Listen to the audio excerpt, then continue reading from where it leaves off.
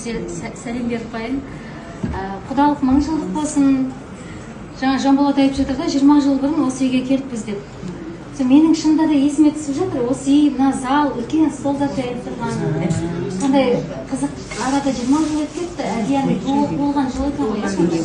Әдия 20 жақсы ниетпен келіп кеткен шығармыз. Біздің 30 жылдан бері дос болып жүрген жақын адамдарымыз осы үйге құда болып келіп отырғаны да бір ғажап.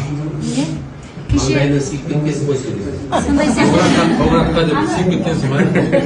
Может, кішкентай шақалып қойып құлағыма дауысы келіп жатыр. Кеше біз ұшақта ұшып келе жатып, басқаша бір сезіммен толқып келе жатырмыз да. Маңғыстау өңіріне қанша уақыттан бері келіп жүрміз ғой. Концерттік сапарлармен, тойларға, мерекелерге. Ол сезімдер басқа болатын. Ал кешегі сезім бір басқаша сезім. Достарымыз келін алайын деп, Әділетпен біздің баламыз кішкентайынан 2 жасынан дос. Қазбек, ол да келді қазір.